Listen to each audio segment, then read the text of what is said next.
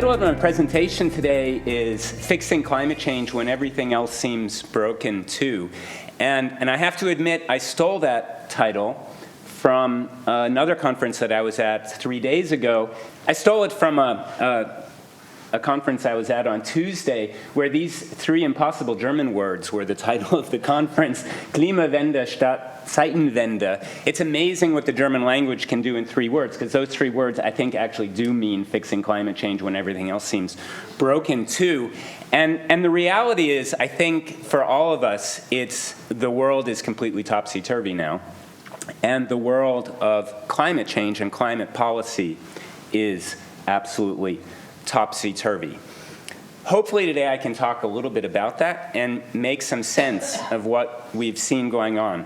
When I was first invited to give this keynote, I was actually a little surprised because, honestly, I don't know very much at all about arbitration.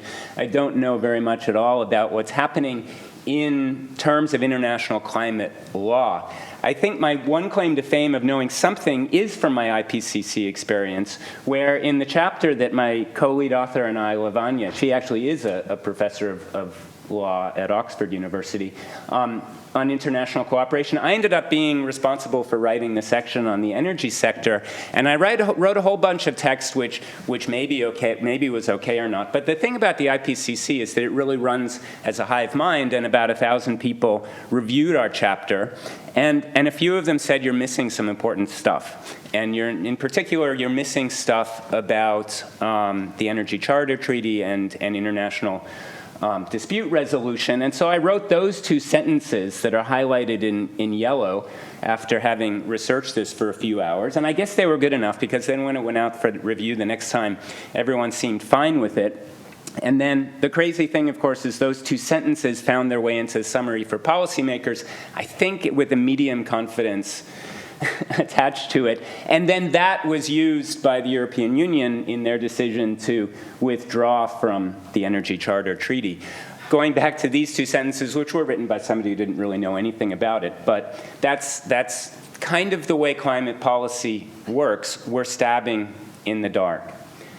I think my main thesis today is that we've been going through various stages of climate policy, and indeed we may be entering a new stage, what I call today, for the first time, climate policy version 3, and that this actually is important and could matter for the themes of this conference, which I'm going to turn to at the end of my talk.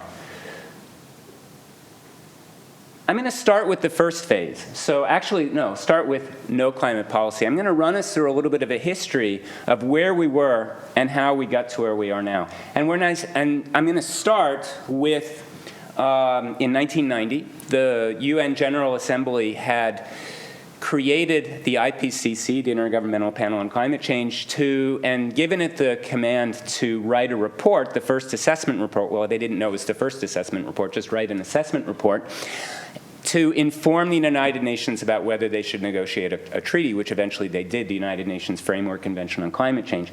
The report came out in 1990, and it was composed of 3 volumes, the third of which was the IPCC response strategies. This is later turned into Working Group 3, which is the working group I'm now a member of. It was incredibly brief by today's standards. Our Working Group 3 report is now about this thick, and that was about this thick. That's the table of contents. It had a few pages dedicated to how the world might stop climate change technologically, and the kinds of policies that the world might employ in order to do so. But if you look back at this report, the striking thing is we knew almost nothing. We didn't know how to even think about the problem. We didn't know how much we should be trying to mitigate climate change. We didn't know really any of the directions we should go. If anything, it was a call to the world to start to research this problem and to try to figure out answers to these questions. And the first person who really rose to that call was the economist Bill Nordhaus at Yale University, who came out with this book in 1994, which was based on a model. It was called the DICE model for dynamic something. dynamic integrated climate and economy model. He had also a number of papers. I have a thing from that from one of the papers that eventually found its way into this book on the right side. It was a model of the global economy in which he included the damages that climate change would cause and also estimates of what it would cost to do something about it and reduce climate change. And his big result, which you can see on the right there, is this graph where the upper line, which is with the empty diamonds for unconstrained, that's the business as usual, what he imagined the temperature to rise. And then the one just below it is the optimal line, what he calculated would be the optimal temperature path for the world moving forward. He has a 10-year delay, which basically shows up as exactly the same as the optimal, and then a 20% cut, which is what people at the time, some people at the time, were proposing. And this, I cut this piece of text out of this paper as well. He wrote, the environmentalists, he didn't have the little apostrophe, the environmentalists' policy of reducing emissions 20% below 1990 levels is extremely costly. We estimate that this policy will cost $10.9 trillion in present value terms, or 1.5% of the total discounted value of consumption. If anything, Nordhaus really, he wanted to highlight that as he saw it, climate change was a problem, but it wasn't a huge problem, and what we needed to do was very minimal.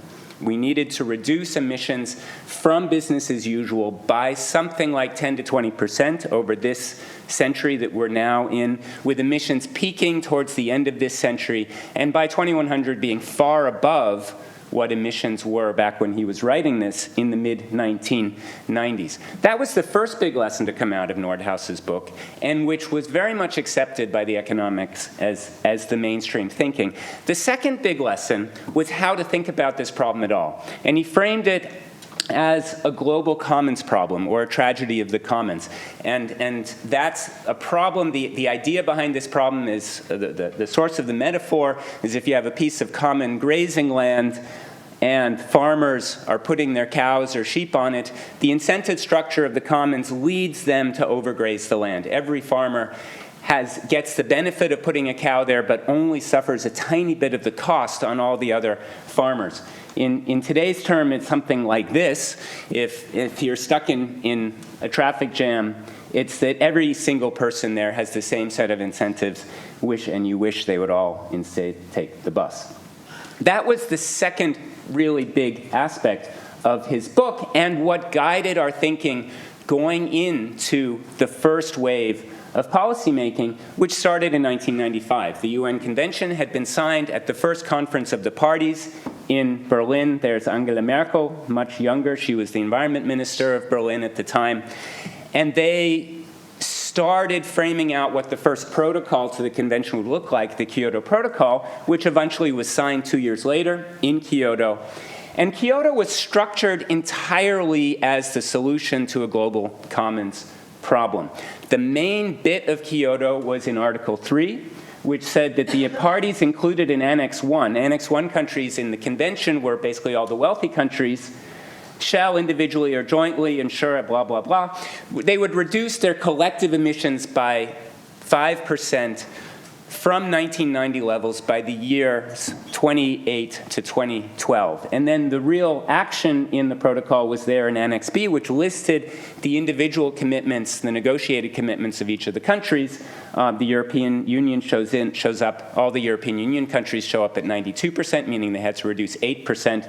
The United States, which later withdrew, shows up at 93%. They negotiated their commitments, but then Kyoto also created a set of market mechanisms where they could trade those around in terms of to get the least cost global reduction of this 5% across Annex 1 countries.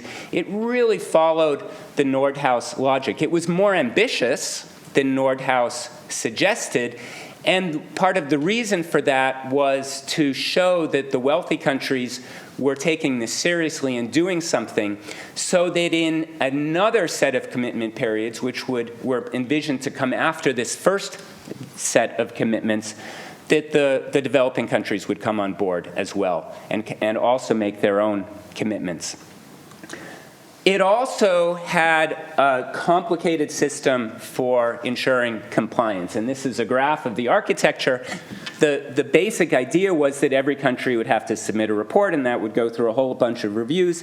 And ultimately, it would be judged whether or not countries were in compliance with their commitment after taking into account the emissions credits they'd bought.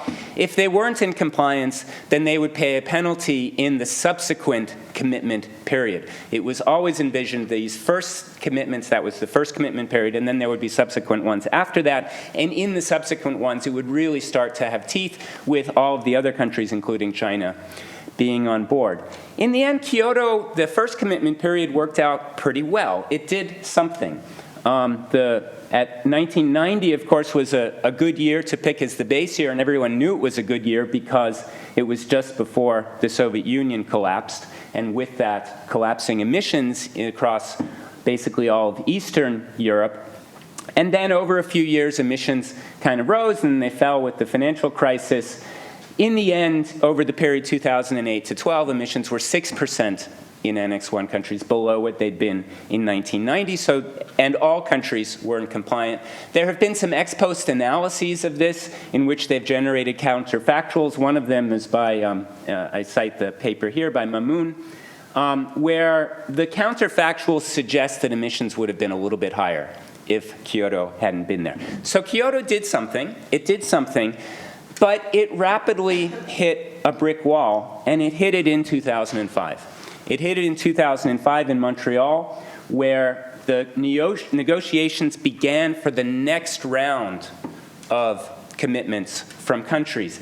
And by then, things had very much changed, as I'm going to talk about.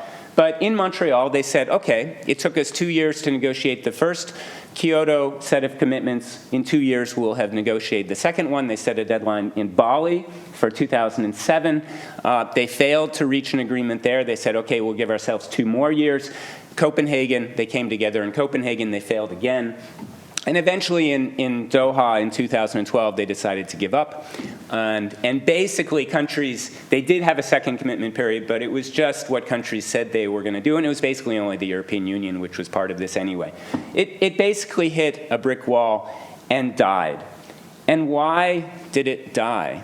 Because its deaths kind of heralded in the next generation of climate policy.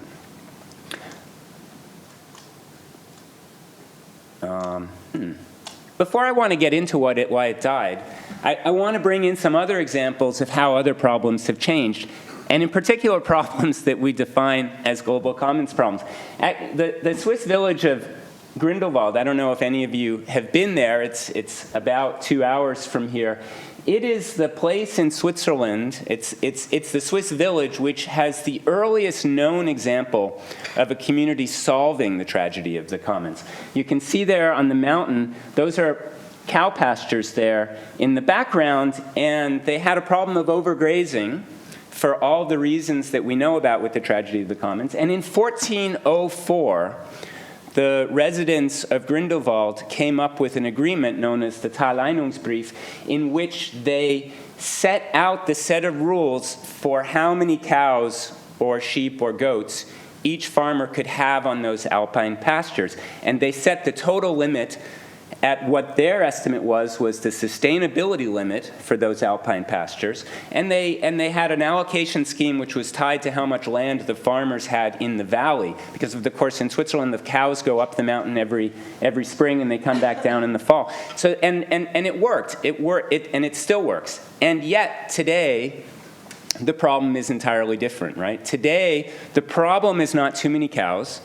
The problem is too few cows. And now Grindelwald, the community of Grindelwald and the Swiss government pays every farmer hundreds of francs for every cow that they do put up there. We want more cows because cows, first of all, they keep the lands grazed so that in the winter people can ski there. And they had nice bells around their necks, and so the tourists come to hear the bells and see the cows. Anyway, so the world has changed. What was a tragedy of the commons is now something different. The second big example, of course, of something that's really changed is from this paper, The Tragedy of the Commons by Garrett Hardin in 1968. It is the most cited paper in the history of science. It's also one of the worst papers in the history of science. It was defining the tragedy of the commons, and it was defining it around the problem of the day, as Garrett Hardin perceived and as many others perceived, which was human population growth. And it was a justification for the argument that we needed to restrict people's ability to have babies. And because Garrett Hardin, as is often recognized, was a bit of a white supremacist, I think his assumption would be that people like he would be the ones who would get those rights. There's a quote from the article. One of the headings on page 2 was, "Freedom to breed is intolerable," and then he cited somebody else about the Universal Declaration of Human Rights, which says that every family has the right to make their own reproductive choices. And then in the text below, he writes, "It's painful to have to deny categorically the validity of this right," and so on. It was a justification for doing policies which today we would think really terrible, based on the argument of the tragedy of the commons. Of course, as we all know, this problem has changed entirely. Coming here on the train this morning, this was on the front page of the German language version of the newspaper, which is on the Swiss public transportation system. It says Geburtenkrise, so the birth crisis starting in 2080, there'll be fewer and fewer people, which is absolutely true. The French version, by the way, when I got into the French-speaking country version, the lead article in the French version was basically how stupid Zurich is. But the German version was this. And of course, the whole population problem has changed entirely. And we didn't solve it the way that Hardin thought. We didn't solve it by solving the commons problem. We solved it globally by educating women and giving them control over their reproductive decisions. And that has brought down birth rates to below 2 everywhere in the world except Africa, and in Africa they're headed there as well. And now we face another challenge of the fact that actually people don't want to even have 2 children, and in a few hundred years, if this goes on, we're going to have the population of Geneva in the whole world. Anyway, so problems change, we get things wrong, and we got things wrong with climate change in this first round. And what in particular did Nordhaus get wrong? First, he greatly underestimated climate impacts, as I'm going to talk about for a moment. Second, he used an inappropriately high discount rate, which means that damages in the future counted for almost nothing in his model. Sea level rise, which will happen in 300 years and flood every coastal city in the world, if you use the discount rate that he used, barely shows up as a climate damage. And third, he assumed relative technology costs to be fixed. So it would always cost more to use renewable energy than it costs to use fossil fuels. I remember a seminar I was in at Harvard where a close colleague of Nordhaus from Yale came and talked. It was Thomas More, and he gave a talk. I still remember the seminar. It was about this paper before he published. It was a couple years before he published it. Health and amenity effects of global warming. This study shows that climate change would probably reduce mortality in the United States by about 40,000 people per year, assuming a 4.5 degree warmer climate, which is incredibly warmer. And measuring willingness to pay by wage rates showed that people prefer warm climates and would be willing to give up between $30 and $100 billion annually for that, people in the United States. The first bit on the health effects we know to be absolutely wrong, that more people do die of cold than die of warm, but the rate at which people are dying faster because of heat is 10 times faster than the rate at which people are less dying because of less cold. The deaths are going up, and they're going up fast, primarily because of heat waves. The second one, this bit about willingness to pay, his analysis, it was fantastic. I'm sorry. He looked at places which were hot and places which were cold, and he observed the fact that in hot places, people don't earn as much money. Now, you could say, well, maybe they don't earn as much money because they're not as productive, and they live in those places because they were born there. But he didn't say that. He thought, well, everybody can choose where they want to live, and so they're choosing to live in places where they won't earn as much money, so it must be because they prefer the heat. and that ultimately, doing the math, led to this number. It was really fantastic, and that was kind of at the level of a lot of the analysis of impacts that found its way into Nordhaus's model. I was there in that seminar. The organizer of the seminar was Marty Weitzman. That's a picture of his.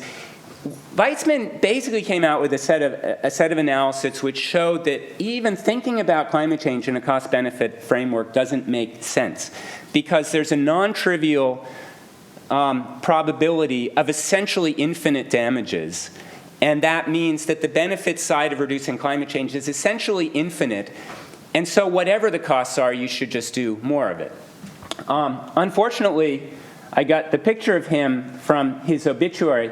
Marty Weitzman, he killed himself. He killed himself just after Bill Nordhaus won the Nobel Prize. And the story that I've heard is that he did so because he was just in such despair about what the Nobel Prize had done. Not that they hadn't given it to him, but that they actually had given it to Bill Nordhaus. If we take Marty Weitzman's analysis seriously, the other side of it was, because damages could be so high and could perhaps lead to the extinction of the human species, we need to apply essentially a 0% discount rate. And that's what started to show up in the IPCC scenarios. This is from the IPCC report in 2007. And it's a famous graph. It's been reproduced in every subsequent report. The part on the left shows various scenarios, A1, F1, and so on. These are various development scenarios and associated temperature rises by 2100, with the lowest of them, B1. It's still not one where we're actively trying to stop climate change, but the pace of global development is shorter, is less. And you see with all of them, they rise by 2100 into this red zone for different kinds of risks. And essentially, the implicit discount rate in this is 0, right? We're not saying, we're putting human society in 2100 at a same level as human society now. We're thinking about the risks that those people will face, and we're making the choice. We don't think these are acceptable. That was the version of this graphic. It's known as the burning embers diagram. It's the most famous IPCC figure, and it's come in every subsequent report as well, except the colors have gotten scarier and scarier. They've actually had to invent new colors, purple now at the top, because the risks, every single assessment report that comes out suggests that the risks are actually higher than we had thought before. But it was ultimately this kind of analysis, the other side, and finally, the other thing that Nordhaus didn't get was that technology costs, relative technology costs, are not fixed.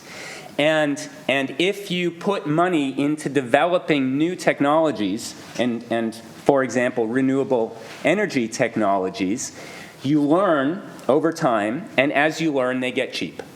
And the more of them you build, the cheaper they get. And this is a figure from the most recent IPCC report. It shows how the costs of photovoltaic, onshore wind, batteries for electric vehicles have just fallen, especially for PV and batteries, which can be mass-produced. They've fallen precipitously, and they have fallen because we've scaled them up. So the simple decision to scale these things up makes them cheaper far faster than fossil fuels ever could become cheaper, because we've more hit the limits of how cheap fossil fuels can get. I'm not saying fossil fuels probably will get cheaper. Natural gas got a lot cheaper a couple decades ago, but the pace at which renewables got cheaper was just astronomically fast. And if you put all of these, if you take that analysis to its logical conclusion, as some economists at Oxford did a couple years ago in this paper, you start to see that the faster you make a transition to renewable energies, they considered 3 scenarios: a fast transition, a slow transition, and no transition. The faster you do this transition to clean energy, the faster the costs come down. And costs come down, they've already come down, and they're going to come down even further to below that of fossil fuels. And so the faster you make this transition, actually, within the energy system, the more money you save.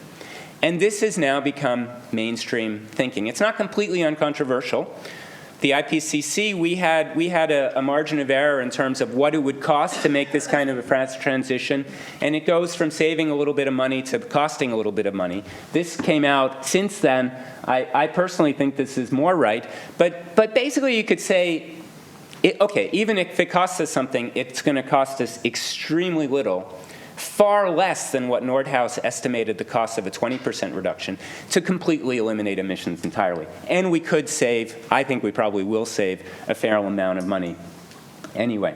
So if you put all this together, it brings you to the conclusion we basically want to get rid of emissions as fast as possible. On the impact side, we want to hold temperature rise globally to 2 degrees if we can manage it to 1.5 degrees, and we want to get there as fast as is politically possible. And so what had been a global commons problem in the new world of climate policy, which started around 2005, and then as I'm going to talk about, it's really got going around 2015 when the Paris Agreement was signed, is at its heart, it's a prohibition problem. It's how do you get rid of all emissions? Because the global commons problem is never about how do you get rid of all the cows on the field. It's how do you reduce cows. We want cows on the field. It's just we have a few too many of them, so the cows aren't as productive as they otherwise would be. It was how do we get rid of just enough cows on the field so we're at our maximum productivity. And that was the old problem. The new problem is essentially a prohibition problem. How do we get rid of all the cows, or how do we get rid of all the CO2 emissions? The problem is that if we were to try to get rid of all emissions right now, it would kill a couple billion people, because the world depends on fossil fuels. We cannot prohibit the use of fossil fuels now in any kind of morally conscionable way. We cannot do it politically. We cannot do it because we don't have enough energy to sustain modern civilization if we were to get rid of the fossil fuels. And so because the prohibition problem is impossible now, there is another problem that precedes it, and that's a technological transition problem, which is the one that we have now. It is how do we scale up the other technologies to the point where society can rely on them so that it can then engage in the prohibition problem and get rid of the emitting technologies. We can't get to the blue until we get through the green. And then it's also a recognition that even if, because we're not going to get, to hold to 1.5 degrees, which by the way would be a very, very good thing, we would have to basically stop emissions now. And we can't do that. So because we're not going to get there before 2050, in the EU it's probably more like 2045, we're going to have a cleanup problem afterwards. And that's a distinct problem. Just like when I was in law school, we learned about Rickard, and we learned about CERCLA. We learned about, you had one set of legislation to stop toxic waste from going into the environment, and you had another set of legislation to clean up with the Superfund the toxic waste that was already there. We're going to have that cleanup problem like the Superfund once we get through the prohibition problem. So we've got these three problems which replace that global commons problem. And it's worth spending a few minutes to think about each of them separately. So the technological transitions problem, what we're looking for is something about the pace that we followed when we made the transition from horses to cars. This graph here shows the number of transportation units of vehicles, horses, starting with horses and then cars. And the solid black line is the data we have, and then the curve, which is smoother, is the approximation that my former colleague Arnulf Grubelin made of it. But what you see is we made this, basically the number of transportation units kept rising. It's a logarithmic scale, so it was rising exponentially. But in the course of about 25 years, we basically completely jumped from one technology to another. Interestingly enough, so the modern motor car was invented by Benz in 1886. And from then, over the next 19 years, we went from one car to 100,000 cars. And then over the 19 years after that, we went from 100,000 cars to 11 million cars. Different things were happening in these different stages. And so what we're starting to do is we're saying it's useful to look at these different events which have to happen. And we frame it in terms of really, on this transitions problem, three main stages. So there's the invention, which is about strategic R&D, the kind of R&D which Obama stimulated on battery research back following the financial crisis in 2009. It's getting the technologies to exist. Then there's market entry, which is where some stuff is going on now, like green steel is having its market entry in Sweden. It just hit the market a couple of years ago. Sustainable synthetic aviation fuels, basically made out of air and solar energy, are starting to enter the market. The challenge for policy during the market entry phase is the fact that these technologies don't work very well and they're ridiculously expensive, so no one wants to buy them. You could never cover the cost differential with a carbon tax that would be politically feasible. It would kill the economy. The only way we can do it is with really targeted technology support, which is, for example, what the German feed-in tariff did for solar electricity back 25 years ago. As the costs start to fall, you start to get into the area then where you can hit for the rapid diffusion, like cars went up to 11 million over those 19 years. And three of the main areas where we need to eliminate emissions are now in this zone where we're having to do other stuff. So it's building, how we heat buildings, which is primarily now going to have to be with heat pumps, we think, how you power your cars, which is almost certainly going to be electric, and how you get your electricity in the first place, which is mostly going to be solar and wind. We're seeing a nuclear renaissance, and maybe we'll have that. It's a little bit hard to tell. But we're in this area now of rapid diffusion for those technologies because we went through these other things over the last few decades. We did an analysis in the IPCC, and then we published it as well as a paper. My PhD student, Jana Hoppe, published it in Annual Reviews of Environment and Development. We looked at the policy instruments which have been out there and how much of a difference they're actually making on global emissions. These are the empirical support for how much emissions have been reduced as a result of different policies. The outer big circle is all emissions, where by 2021 it seemed like emissions were, because of policy, about 6.4 billion tons less than they otherwise would have. And then we looked at the various types of policies that appear to have contributed to that. The biggest of them by far was this global RES support, that's renewable energy supply support, which accounted for the largest share that literature could attribute to any single set of policies. And so these were the diffusion-oriented policies. If we compare that, for example, to the green circle, global carbon pricing up to 2018, 0.2 gigatons, billion tons. The impact that we've had so far with the transition-oriented policies has just completely dominated what we've been able to achieve with carbon pricing. Not that carbon pricing is bad, it's just that politically it's almost impossible to get carbon prices high enough to really do very much. Whereas if you do targeted support at one particular technology, you can throw a lot of money at a little bit of investment and really start to make a difference. And then as the quantity of that technology increases, the costs come down and your support becomes more and more efficient, and you can start to make a real dent on emissions. The next stage is going to be the prohibition problem. And my argument, I want to argue that we're starting to get into this now.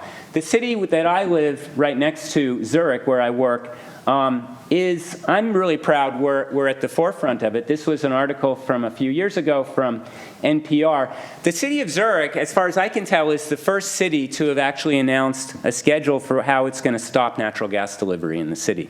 Back in 2022, the city of Zurich, most buildings in Zurich heat with natural gas. In Switzerland as a whole, the adoption of heat pumps has really exploded, and most new heating systems going into buildings in Zurich, in Switzerland as a whole, are heat pumps. Heat pumps are at about 80% of the market right now. In the canton of, but still, you've got a stock flow problem. So you have a lot of old natural gas heaters in Zurich. In 2022, the city of Zurich passed, with an 80% approval of the people there, a net zero target for 2040 for the emissions within the city, the direct emissions, which meant it posed this problem. How are we going to get rid of all emissions from heating buildings in the city by 2040? That's 18 years away. And so they had to scramble and figure out how they were going to do it. And they eventually hit on a strategy, which was they already have a fair amount of district heating in the city where the heat comes from some waste disposal, waste incineration plants, and they heat the neighborhoods around them. And they decided they were going to expand the district heating to most of the city, not from waste incineration, because they didn't want to burn more waste. We're already burning all our waste, and we didn't want to just throw things out just to heat our houses.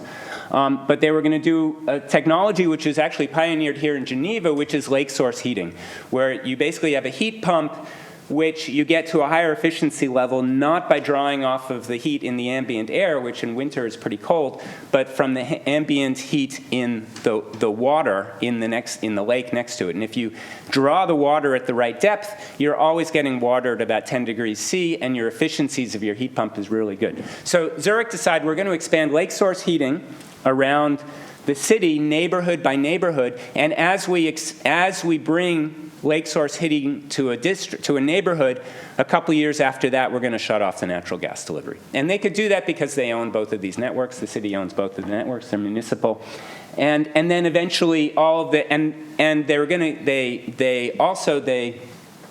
they put in place a subsidy program, so any fossil heating system which had been installed prior to 2022, when they made these set of decisions, the owners would be compensated for the stranded asset value of their heater when they made the change, and then finally all natural gas delivery would cease in 2040. And again, this was supported by 80% of the people. So you can get to this final stage if you've gone through the other three, those other three that gut us to most people wanting to install heat pumps anyway, because they make economic sense. It is the least expensive way of heating your building, either a heat pump for one particular building or a heat pump as part of a district heating system like Zurich is now building, and Geneva's building that as well. The other big area where we're starting to hit this prohibition problem is in the European Union as a whole, with the CBAM, the Carbon Border Adjustment Mechanism, which says that anybody importing a product into Europe has to pay the difference between the carbon price in Europe and the carbon price in their home country where the product was produced. And that's sort of challenging, but it gets really challenging in 2045, which is now only 20 years away, because in 2045, the European Union will not have a carbon price because they won't have any emissions permits at all. The emissions trading system of the European Union gets to zero in 2025. So if you import a product into Europe starting in 2045, you don't get to have any emissions, and you have to show that you've engaged in negative emissions to offset whatever positive emissions were there in the value chain. That's essentially an emissions prohibition in Europe as a whole. We're moving towards this, and it's this kind of thing which is now stimulating the industrial sector, such as steel, to make the kinds of changes. We're coming towards a prohibition regime, at least in Europe. Will we be able to afford this? Yes, we'll be able to afford it. In the three of these big areas, electricity, vehicles, and deforestation, we're going to save money. We're going to have net co-benefits bigger than the costs. And then in materials, we're probably going to have negligible costs, if any. Aviation and shipping are going to have non-negligible costs. Our lab, we published a paper in Nature last year. We estimated that probably by 2050, synthetic aviation fuels, carbon-neutral aviation fuels, would get down to be costing about twice what fossil aviation fuels do today. And since aviation fuels make up 30% of the cost of flying, that means flying becomes 30% more expensive, which is less of an increase than we've seen in ticket prices for other reasons. Essentially, we will pay more to fly, because we make it carbon neutral, but we're not going to notice the difference. Probably in 25 years, it's going to cost about the same to fly as it does today if we're flying carbon neutrally. And then we have the cleanup problem. And this is not trivial at all. Really, as far as we know, the only scalable way to pull the amount of CO2 out of the air that we are going to have to, which is about 10 billion tons a year, if we're going to get ourselves back down to 1.5 degrees, is this direct air carbon capture and storage using machines that look like this. I actually live right near there. The first pilot was built close to ETH because it was an ETH spinoff that developed this technology. Right now it costs close to $1,000 a ton for this kind of carbon removal. We think that by 2040, 2050, the price will come down to about $150 a ton. So 10 billion tons times $150 is 1.5 trillion annually, which is an order of magnitude similar to global defense spending. If we compare what the World Bank gives out every year, it's 75 billion. We have no idea what kind of an international organization can take responsibility for this amount of money, because it has to be a global effort. We have no idea how countries are going to decide who's responsible for how much of this. If we choose to do this, it's going to be huge. And of course, there's going to be a huge incentive not to do this, which is really the only way of alleviating all the longer-term impacts of climate change, because there's also this other possibility, which is solar geoengineering, which is that you fly 1,000 planes a year up into the stratosphere and spread sulfur particles, which stay up there for a couple of years. The estimates are for about 10 billion annually, you could get the same amount of cooling as with those 1.5 trillion for actual carbon removal. There is going to be a huge incentive to do this, and at the same time, this is highly controversial because it has a whole set of risks that are very real. The last time this happened was a natural experiment when Mount Pinatubo exploded in 1991. It cooled the Earth by about 0.5 degrees. It also led to a strong weakening of the South Asian monsoon, for example. There are big risks associated with geoengineering. Whether or not we decide to do this is another issue, but there will be this pressure to do so. Okay. We're in this new world. It really went into high gear with the signing of the Paris Agreement in 2015. Paris, this was the figure that we had in our chapter in the IPCC. It's a complicated agreement. My colleague Jacqueline Peel from Australia, who's an international environmental lawyer, she did this complete with an umbrella and a little handle on the umbrella. It basically boils down to this. Paris has a set of goals, which is this 2 degree or ideally 1.5 degree goal, which then is very easily translated into net zero by 2050. Then it has 3 main mechanisms: nationally determined commitments, transparency, and support. And those are things that will actually happen by countries, and then a global stocktake to see how we're doing. And the idea here is that these two, the nationally determined commitments and the transparency, increase the political and social pressures for countries to set ambitious targets, while these two things, transparency and support, increase the political and economic feasibility of actually achieving those targets. As an example of how that could work, on the support side, we just submitted a paper to Nature Energy. We were looking at whether battery electric passenger vehicles could become competitive anytime soon. Most people think in Africa they can't. Most people are assuming electric vehicles in Africa are a really long way, and it's not because the vehicles themselves don't make sense, it's because Africa doesn't have the kind of grid that can support that. So we did what seemed like it would make sense, was we kind of assumed, well, what if you do it basically with off-grid chargers that look like that? That's a PV carport built in South Africa. If you have that and a secondary battery, that stores as much electricity as the car, you can run cars off grid, and you actually even get collateral benefits. You get maybe some, if you're in a village, you can also watch television at night and stuff like that. We modeled that and essentially came up with this ridiculously complicated graph. The net result of which, though, is that the main reason that fossil fuel cars will still be competitive in 2030 is the high cost of finance. If you look at the purple bars is TCO, total cost of ownership, in 2030. And for fossil fuel cars, it's at $25.2 per 100 kilometers. And for battery electric cars charging solar off-grid, it's at $27.41, which is about $2 higher. But that difference is entirely because of the vehicle CapEx COC, the second column in, which for fossil fuel cars is at 11.5, and for the electric vehicles at 14.35. Capital in Africa, finance, is incredibly expensive. And it's incredibly expensive for new technologies, and it's only because of that electric vehicles might not have a solid business case in the next 5 years in Africa. And if you can solve this cost of capital issue, which is the kind of thing Paris is there to do, you create the situation in which developing countries will want to mitigate. So is any of this working? Is modern climate policy working? I think the average person and most of my scientific colleagues will say no. And I'm going to give it a definite maybe, maybe even yes. And I'm going to give it that based on two reasons. And the first is expectations management, and the second is systems dynamics. First of all, expectations management.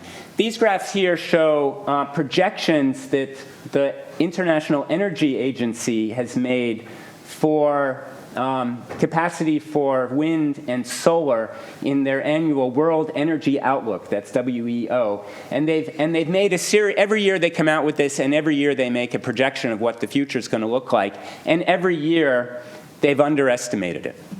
We have outperformed the projections because of climate policy continuously. We have exceeded our expectations. Before Paris, nobody believed that countries would even think about setting a net zero target. In fact, in Switzerland, we had a referendum 2 years ago where we decided we would. The birth of this referendum was a conversation that a political activist in Switzerland had, Marcel Hengy, with the environment minister at the time, Doris Leuthard, in Paris, where he pointed out to her that some of the things she said in Paris were inconsistent with the net zero target they'd also agreed to in Paris. And she said to him in German, "You don't think anybody's serious about these net zero targets, do you?" Which then led him to say, in the Swiss context, you could launch an initiative to try to force the government to adopt that target, which he did, and it worked. And it's worked around the world. Most countries now have net zero targets. I'm not saying they're going to achieve them, but the first step to achieving it is setting the target in the first place. We are far ahead of where we thought we would be. Some countries, like the United Kingdom, Denmark's even better, have reduced their per capita emissions by 60%. In Switzerland, it's 40%. Denmark, it's a little over 60%. And I think really the turning point, so in the UK, they were starting to come down mainly because of Thatcher era policies trying to replace coal with natural gas. But around 2005, they started to accelerate downwards. And it was because of the introduction of modern climate policies focused on technology, on strategic R&D, followed by technology support, followed by diffusion policies. What about systems dynamics? So my scientific colleagues will point to figures like this and say, look, the 1.5 degree compatible pathway we need to be on is nothing like what we're on now if we look at the actual policies that are in place. And they're right. If you assume that our emissions reduction pathway looks like that, everything we know about supply chains and the social system dynamics tell us that emission pathways don't look like that line, which suddenly goes downwards and goes downward straight. It follows an S-curve, being the flip side of the S-curve of technology adoption of green technology. So it starts more gently, and then it accelerates, and we know can get very, very steep. At the same time, they project what our policies and actions will do by 2030, and that's assuming our policies and actions are static, and they are anything but static. Unfortunately, they're anything but static in the United States as well, where they're going in the wrong direction. But in most of the world, they're static in terms of becoming every month more stringent. And what we're seeing is that the pace of investment is accelerating, and it's going into more and more sectors. This shows global investment in the energy transition by sector. Renewable energy, which is mainly solar and wind, dominated for a long time, has been increasing. But now we're getting more and more sectors which are starting to come in there. Clean shipping, clean industry, which means mainly steel, electrification of transport. We're getting more and more. And we're already in a point where globally, 5 years ago, 4% of the new cars were electric. This year, it's 25%. The rate of investment is flipping. In the electric power sector, 90% of new investment is into renewables. And gradually, the stock is changing as well. It happens slower. This shows that last year, EU solar and wind overtook fossil power as these investments start to take hold and we start to retire older infrastructure. And it's even starting to hit China. There are now signs that China has passed peak emissions. And if that's the case, it seems like it's the first time China's emissions have fallen, even as their economy has kept growing. And it's because of these investment trends in renewable energy. And my projection is that we hit peak global emissions, I would say, next year. At the same time, we've already passed the 1.5 degrees. And so if we're going to get back to that, and there are very good reasons to do so, we're going to need all these we're going to need all that investment in carbon removal. Okay, I'm coming to the end. What does this change in climate governance mean for the themes of this conference? And I think there are 4 things that it means. First, what we expected to be the biggest source of international climate disputes, which was compliance with emission reduction obligations, has become a non-issue. It became a non-issue when Kyoto died, and we replaced it with Paris, which has no enforcement regime. It has a supportive regime. If countries don't meet their targets, we figure out why, and we figure out how we can help them. We don't punish them.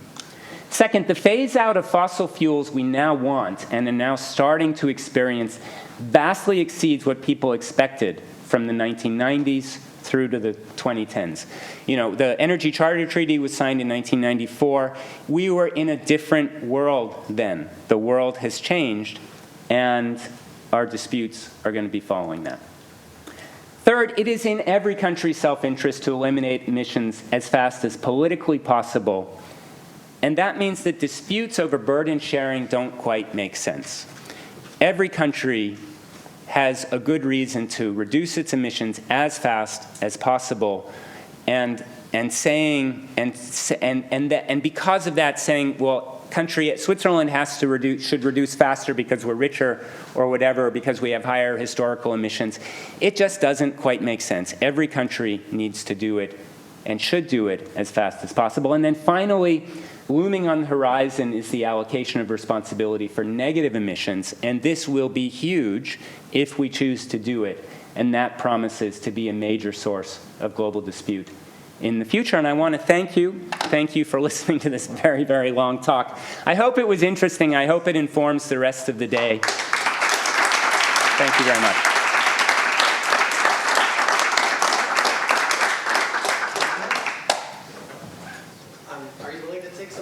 I absolutely am, and I apologize. I talked for about 10 minutes longer than I wanted to, so the time is not fitting your schedule, but it's your schedule. How dare you? Any questions?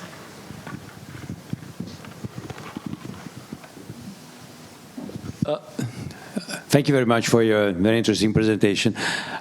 Just a quick question, because I was expecting to hear more about the impact of critical raw materials on the energy transition. I didn't hear a lot about that. Don't you think that is going to create a bottleneck, or that in any case is going to have an impact on the cost? Yeah, that's a huge issue. That's a huge issue. and it's already creating a bottleneck. It'll continue to create a bottleneck. That kind of falls under what I described as diffusion, the diffusion stage. So if electric cars are going to now grow from 25% of the market to 100% of the market, that means we have to triple the rate at which they're going to be built, and we're already challenging global supply chains for a lot of these critical minerals as they are now. The most critical, as far as I can tell right now, is copper, actually. It's not just in the cars, but it's in everything. The issue is not the amount of the minerals in the ground. The issue is the speed that we can get them out of the ground. And what's really challenging that is the time it takes to build a mine, which can be 10 or 20 years in a lot of countries. So, and that's going to create a huge bottleneck. Absolutely, absolutely.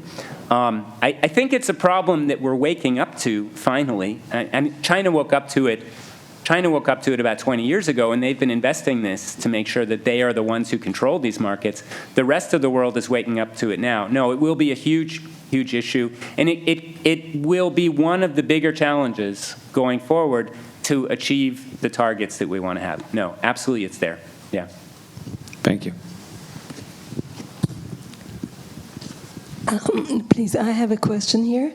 Oh, yeah. About, you mentioned Denmark a few times. What do you think of the Norwegian initiatives, whether it's the undersea storage of CO2 or other ways of capturing it? I think we absolutely need them. We absolutely need them. Switzerland just signed an agreement with Norway for us to ship some of our CO2 to Norway. Norway, of course, has these offshore oil and gas fields, which have been shown to be geologically great for storing CO2.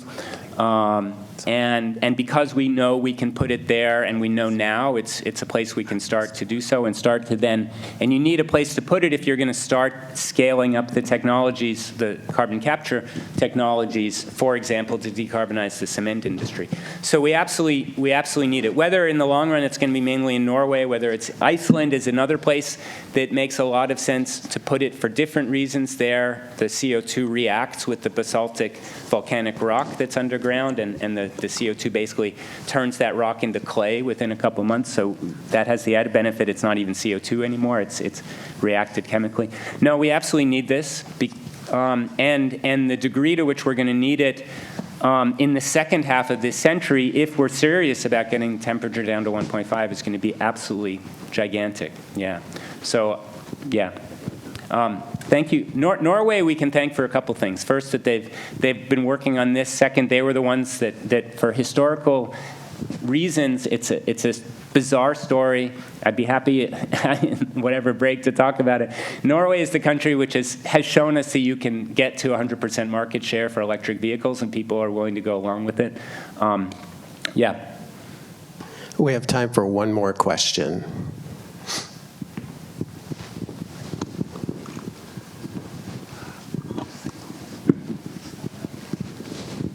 Thank you for the brilliant presentation. And I was fascinated about one of the remarks that you made, which is the transition from Kyoto to Paris Agreement, and actually the diminishing of the role of the enforcement in this context. Some of us here are in the dispute resolution crowd, so basically we are very much paying attention to that. And my question to you goes to the following.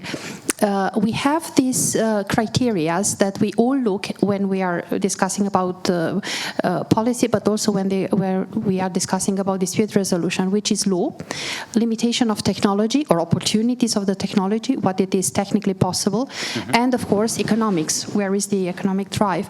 But I would like to hear from you your perspective about the psychological factors, which is how these new generations that are now all over the world familiar with the concept and thinking differently than the previous generations. How do you see them as a factor in the shaping of this particular international domain of policies? I was just trying to understand that in the context of the let's say, two major factors that are driving compliance, one of them being guilt, and that is connected with punishment, therefore enforcement, and the other one is shame, which is basically related to some other factors. So how these psychological factors of the population that are also giving the social license for certain projects or others are taken into consideration and factored in by people that are working at this level as you are? I wish I had a good answer to that question, and I think I don't. I mean, what we can say is that the global youth movement, which Greta Thunberg kind of initiated back, when was that, about 2017, and got going, that appears to, over a few years, have been enormously effective at driving countries to adopt net zero targets for 2050.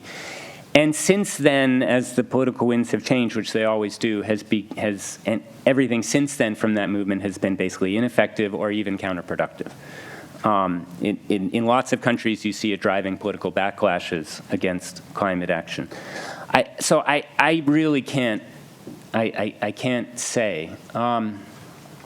What I can say on the psychological side is that I don't really know about shame and how that plays a role. What we do know is that fear and fear of climate impacts as a reason to do stuff doesn't work very well.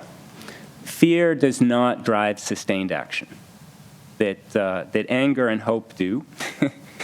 And anger and optimism, they drive sustained action, but fear generally gets people to shut down, which is why actually what I perceive now to be one of the strategy that the climate protection industry is up against, the strategy from, let's say, the fossil fuel industry is one about instilling fear of these technologies, right?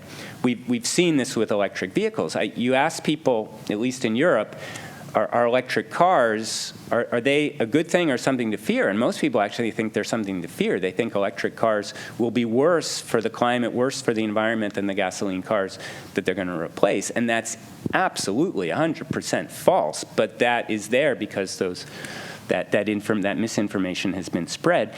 And in that context of fear, people think, well, I'm just not going to do anything. I'm just going to keep doing what I'm doing. So that really plays a big role. So that's, I guess, all I can say about psychology. I wish I could say more.